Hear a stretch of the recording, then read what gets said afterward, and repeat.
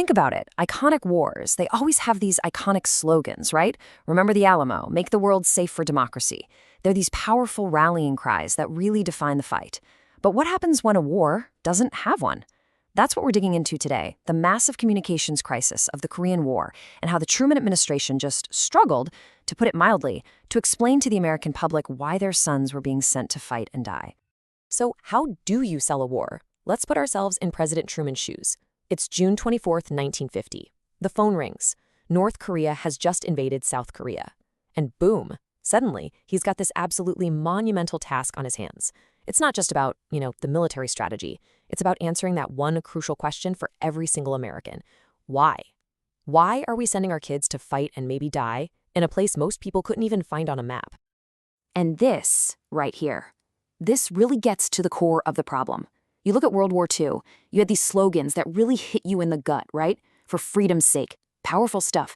And the Korean War, the official term was a police action. I mean, seriously?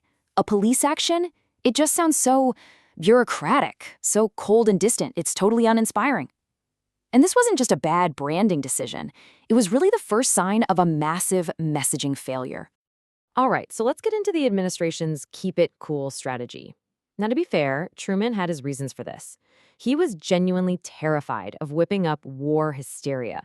He remembered what happened after World War I, the intense division, the Red Scare, that retreat into isolationism. He was worried that kind of reaction could spiral into a full-blown nuclear war with the Soviets. So his whole strategy was, let's downplay everything. Let's keep it low-key. But in doing that, he created this huge, dangerous information vacuum. And you can see that strategy perfectly in this quote from Dr. John Steelman, who was an assistant to the president. He says, "We are not at this time calling for an all-out mobilization. I wouldn't say that we are in such an emergency now." The message coming out of D.C. was all about calm, controlled management. Don't panic, we've got this. The big problem, though? That was not at all what was actually happening on the ground. Yeah, because this was the reality. While Washington was saying it's not an emergency, you had journalists like the amazing Marguerite Higgins on the front lines, and she was sending back these raw, horrifying, uncensored reports describing a major military catastrophe. Can you imagine the disconnect for people back home? The government is saying one thing, but the news from the actual war zone is telling a completely different, much scarier story. And here's a lesson in politics and media. When the government leaves a void, somebody else is going to fill it. Always. In this case, two really powerful forces rushed right in. First, you had the press, with those grim, uncensored reports from the battlefield we just talked about. And second, you had Truman's political opponents, the Republicans, who were incredibly smart about this. They framed the whole conflict not as a necessary fight against communism, but as a democratic war, the direct result of what they called a weak, disastrous policy of appeasement in Asia. So the administration was already struggling to control the story, right? Well, then two massive events happened that just completely shattered any narrative they had left. The situation was about to go from bad to so much worse. Okay, so get this. UN forces are on the verge of a huge victory. It looks like the war is almost over. And then, in November 1950, China enters the war. And we're not talking a small number of troops. We're talking hundreds of thousands. So what looked like a tidy little police action suddenly explodes into this brutal, full-scale conflict with a major world power. All those cautious, limited goals the administration set out, they just looked completely naive. And a huge crisis of confidence just swept across the country. And that brings us to the second crisis, which is all about one man, General Douglas MacArthur. The clash between him and President Truman was, well, it was fundamental. You couldn't get two more different visions. Truman wanted a limited war. His goal was just to contain communism, not start World War III. But MacArthur, he was this larger-than-life war hero, and he wanted total victory. He was ready to expand the war, take the fight into China. This wasn't just a little disagreement on strategy. It was a showdown over the core American principle of civilian control over the military. So MacArthur starts publicly and repeatedly challenging the president's policies. He's basically undermining his own commander-in-chief. Truman saw this and felt his hands were tied. He had to make a choice, and he fired him. He fired a national hero. Truman's justification for it was incredibly profound. He later said, "I had to choose between General MacArthur and the Constitution, and I decided to save the Constitution." But for the public, who just saw their hero get canned, it was a total shock. And let me tell you, the firing set off an absolute political firestorm. Congress holds these hearings and the administration just gets pummeled in the court of public opinion. Look at these numbers. Of the Americans who are following along, a whopping 39% sided with MacArthur, and the administration, only 19%. It was a PR disaster.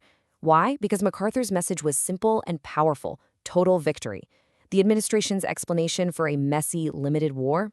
It was complex, it was unsatisfying, and it just didn't sell.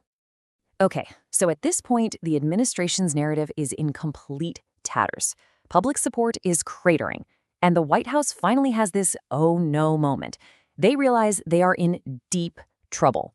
And so begins this frantic and frankly belated scramble to find a new story, any story that could give people a compelling reason for why we fight. And you can almost watch them throwing ideas at the wall to see what sticks. First, they try talking about the UN mandate. But, that's just too abstract. It doesn't connect with people.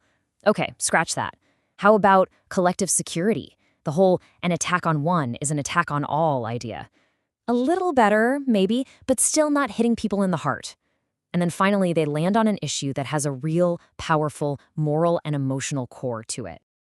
And this was the one: voluntary repatriation. It's a bit of a mouthful, but the idea is simple. The communists insisted that all their captured soldiers be sent back. But here's the twist. Thousands of those prisoners did not want to go back.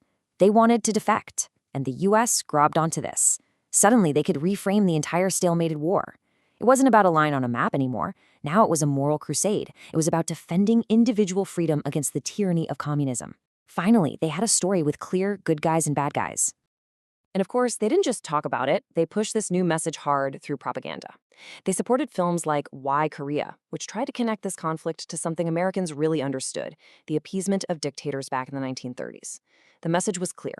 If we don't make a stand here and now, we're just going to face a much bigger, scarier war later on. It was a real attempt to give this confusing war the kind of historical weight and clarity it had been missing all along. But here's the thing. All these efforts to find a story, they were just too little, too late. The public's mind was pretty much made up, and the damage was done. The failure to sell the war from the very beginning was about to come with a huge, huge political price tag. And you can see that price right here, as the war just dragged on in this frustrating stalemate with no clear end and no clear reason for all the sacrifice. Truman's approval ratings just plummeted. They hit rock bottom. The American public was just plain exhausted, confused, and really, really angry. And who steps into this political vacuum of frustration? None other than the beloved World War II general Dwight Eisenhower. And during his 1952 presidential campaign, he made this incredibly simple but powerful promise: I shall go to Korea. That's it. It wasn't some complex policy paper. It was a direct, decisive statement that told voters, I hear you, I understand your pain, I'm the guy who won the last big war, and I'm the guy who can end this one. It was absolutely masterful, and it helped him win the presidency in a landslide. So when you look back, the Korean War is really a masterclass in how not to sell a limited, confusing, and unpopular conflict. And it leaves us with a really critical question, one that's just as relevant today in our own era of undeclared conflicts and complex interventions. Have our leaders actually gotten any better at explaining why we fight? Or are they still struggling to answer that same fundamental question that haunted the Truman administration all those years ago?